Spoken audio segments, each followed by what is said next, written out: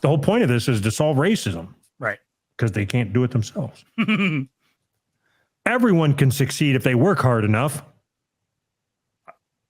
Wait, that's a bad thing? That you're not. These are all things you're not supposed to say. We're like 16 in, and you still haven't got the concept of this. No, because it's all so stupid. Don't work hard. That's what you're telling me. Don't. Anybody can achieve things if they don't work hard. No, I think it's better to teach your kids that they can't ever achieve anything and they're always going to be held down. What you're doing? No, what you're doing is minimizing the barricades and the struggles and the hurdles that black people have to fight through every goddamn day. And just by saying they're not working hard enough, you're not working hard enough to remove the hurdles, Anthony. What? Why is it my job to clean up the hurdles? We recognize these obstacles and create a fair playing game. Next page. I didn't put up the hurdles. Why should I take them down? Because that's the whole point of what we're doing here. That's the whole point of what we're doing here. Cleaning up somebody else's mess? That's the whole point of what we're doing here. One more time. Your white privilege has got you wearing blinders to the hurdles. And you just get to walk right past them, and you're okay with black people being stuck at the hurdles. Why can't they walk past them? Because they're black. Oh. They don't walk around them. They just wait for somebody to move them, and it's up to you to move them. All these black people are just lined up waiting for me to move this hurdle for them, and I just keep on walking like an asshole. This white boy ain't gonna move this hurdle for me. But you have the only machine that can move the hurdle. My arms. Black people don't have arms.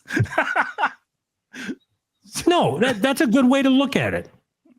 That is a great way to look at it. All right. That's what white privilege is, arms.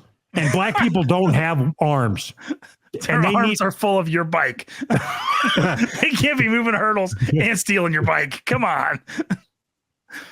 I think you're getting it. I think you understand what it is that we're here to do. Right. We have to acknowledge the fact that black people are dumb and they have no arms and they need our help. So should we steal our own bikes for them? No. Let's start a bike delivery service. No, we should buy them bikes. So to take that analogy out further. Yes, that's what we should do. So every time I buy a bike, I should buy 2 bikes? Yeah, you should treat it like that. Treat it like that shoe company. Like, the shoe company. Yeah, like they get it. Shoot. Yeah, we should start a bike company and that should be our goal. One bike for a black person for every bike you buy. That's genius. Right. Damn it, that's a genius idea. I don't want to make bikes. Can we do it? Can we do it with our candy company? Can we say that from this point forward, every bag of candy you buy, a black person gets a free diabetes bag? Diabetes bag? No. I don't want to give away free candy. But you'll give away a bike? Yeah. Our markup is incredibly high. We can afford to give away a bag of candy. But it's funnier if we give black people bikes. Do black people steal candy? Are they known for that? No, they're known for stealing bikes and being good at sports. Okay. So remember for those watching live, use hashtag candy to get entered into the drawing where we're going to give away a free bag of candy. Mm-hmm. And what we're going to do is every 500 bags of candy we sell, we're going to buy a bike for a black baby. Why does it have to be a baby? You don't think that sounds funny? Yeah, but black babies don't steal bikes. No, and we're going to get them while they're young. Like they'll never have to experience the not having a bike, so they got to steal one. Yeah. I think we should honestly commit to that. Every 500 bags of candy that we sell, we buy a black baby a bike, baby. Okay. Sure. Why not? I mean, it can be from a yard sale or something. We're not. Oh, yeah, it would. We're not buying them anything nice. Okay. So how do we sign up? How do we figure out which black baby gets the bike? Like, I'm not going to any of their neighborhoods. No, no. All right. How about this? We buy a bike from a yard sale for every 500 bags we sell, and we leave it out in our yard. For the first black person that steals it, it's theirs. Yes. Dear, and then we'll put a note on it that says, "Dear black person, this bike has been donated by Arizona Bay Candy." I love it. Dear black person. How did they know I was going to be black?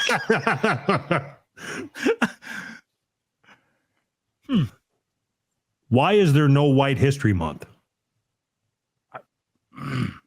So every month is White History Month. So you're not supposed to say that because it minimizes Black History Month or Black struggles or something. See, you got that one right. Yes. I mean, your words were a little off. Close enough. What about saying racism isn't something that happens here? Where's here? Here. Like in America? Wherever you are. Oh, it's not. We don't allow that in our house. No, you don't allow black people in your house. Right. Yeah. We don't allow that in our house. There's no racism here. It's the easiest way to keep out the racism. Diversity is our strength.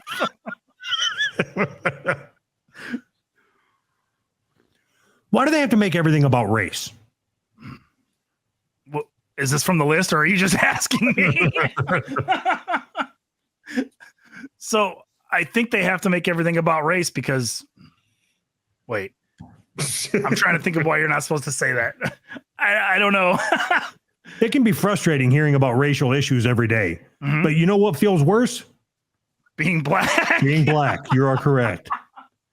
That's so awesome. Having to live with them, which is why saying, why do they have to make everything about race, isn't exactly the best thing. People aren't always trying to make every conversation a race one, but they're trying to let everyone understand what they're going through, Anthony. Okay. It helps me understand what you're going through. I'm the one that doesn't have a bike anymore, but at least I can understand what you're going through. Oh, okay. This one's going to be hard for you to figure out. Why are you not supposed to call some place a safe place? Why shouldn't you call some place a safe place? Yeah, by saying this is a safe space. Oh. Because there are no safe spaces for black people? Oh, that's a good guess. I don't know. I'll have to read. Describing a place as being a safe area can sometimes have some unwelcome racial undertones to it, because you might be suggesting that people of a certain color make a neighborhood dangerous. No. So it's just by saying this is a safe area. Like, yeah, now I understand.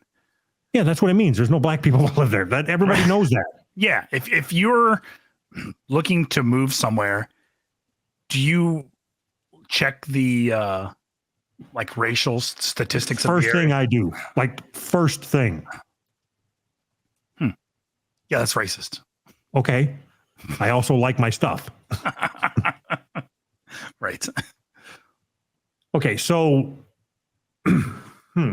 this would be an interesting exercise. All right.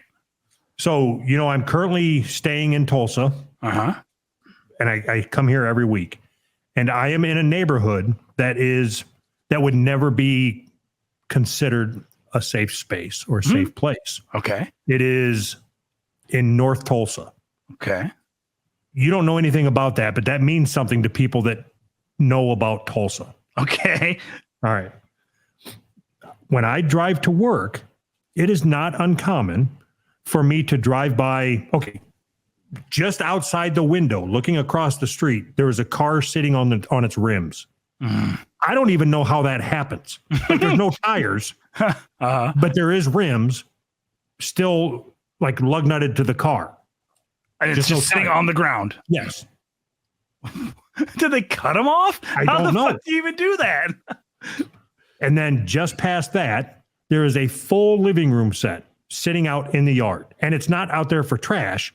There's people that sit in there when it dries out from all this rain. They just have a living room set outside. It's not like wicker or anything. It's just like a regular couch. Yes, it's just a regular living room set, like a little end table and a lamp. And That is awesome. And it's not the only one in the neighborhood. That is culture. That is awesome. It is, I would say, once every 2 weeks, I hear a gunshot. Really? Oh my God. Do you see on the news like people getting murdered? It's every day. Oh, Yeah, really? I think Tulsa is number 8 in the nation. Jesus Christ. Also, oddly enough, just pure coincidence, black. Is it like 98% black? It feels like it. No, I guess I didn't want to work anymore anyway. Whatever. What? You're not allowed to say that it feels black? It's the same conversation that got me fired from the same place last time. Acknowledging the fact that there's black people in Tulsa and they're rude and they shoot guns. Like, listen, you fuckers at work, you know this is true. You see them. You hear the gunshots. See them. Dude. Huh. I promise you, right now, we put on the news for Tulsa, there would be a white newscaster with a picture of a black person, and it's either the black person that got shot or the black person that did the shooting. Every fucking newscast, that's all it is. So this sounds like your white privilege talking to me. You're so privileged that you don't have to be there in this situation that you're explaining that you're living in. Because you're so privileged. We all bleed the same blood. Nobody makes me bleed my own blood. Is it not true that we bleed the same blood? Technically, it is true, Anthony. I'm glad you brought that up. But this phrase ignores how every person's experience is different, especially when it comes to race. Let's try to create a community that understands and appreciates everyone's background while recognizing the things that join us. That's the human way to be, Anthony. The fuck does that have to do with bleeding? Didn't say anything about being cut at all. Okay, question. Do you believe, and this isn't me trying my normal racial humor, this is a serious question. Okay. Do you think that black people were bred to be bigger? Bigger with a B. Yeah, I think that, yes, duh. Okay, so is that why do you think that when you walk, like the average black man is bigger and stronger than the average white man? Do you think that's a fair statement? I think so. No. Are you asking me if I think that they are bigger? Is that what you're asking me? I thought that was. Okay. I thought that's exactly what I asked. No, I don't think so. Okay, so I'm confused. You're telling me for generations you think black people were bred to be bigger and stronger, but now generations later they're not bigger and stronger than white people. How can you think that? You don't think if I start breeding people right now for a certain trait, and then that trait happens, and then I stop breeding people for that trait, you don't think that trait goes away? Not in 2 generations, which is when slavery was. No, I don't. Slavery wasn't 2 generations ago. It was 400 years, and I got 400 tears for 400 peers. No, I don't believe you. It ended in 400 years isn't 2 generations. It's 4 generations. Okay. So yeah, you breed somebody for 400 generations, and they're going to get bigger with a B. Right. Anyway, yeah, I think if I was to look it up, I think it's common sense that the average black man is taller than the average white man. That goes without saying. Oh, taller. Okay, yeah, sure. I was thinking like bigger, like muscular bigger. Yeah, more muscular. No, I don't agree with that. They have an extra muscle. I don't think they do. They do. That one basketball guy got in trouble for talking about it. I'm not making this up. You lost me. They have an extra muscle, like to clench their butthole tighter or something? No, it's like in their leg. That's why they can jump higher. I don't. I've never heard this. This is insanity. Black people, extra muscle. African Americans have about 5 to 8% more muscle mass than Caucasians, which applies to both men and women and persists from childhood to old age. This difference is based on a total body potassium assessment.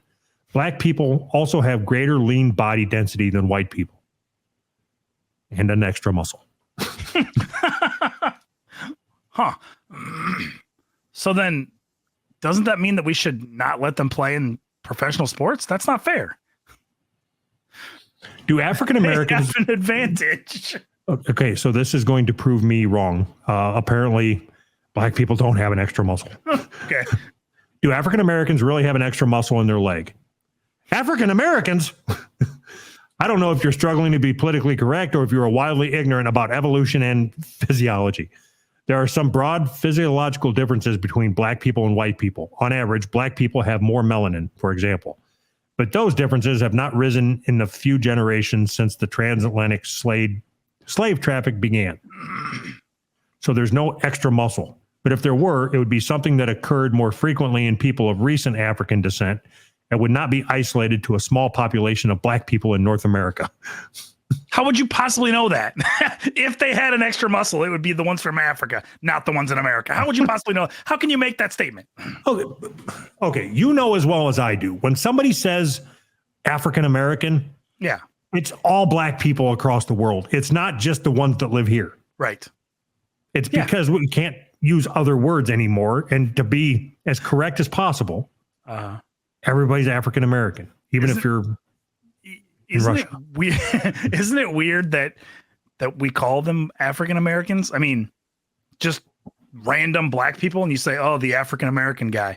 Like, dude, I'm from fucking like Jamaica, or I'm like my family came here from Jamaica 6 months ago, or what? You know what I mean? Like, right, but that I believe that all generated from because it used to be colored people, and then somebody. I don't know who it was, if it was white or black, decided that they didn't want to be called colored people anymore. And that's when like African Pride started and Public Enemy and and Queen Latifah. Oh yeah, UNITY. That was good. Yeah. Yes, UNITY.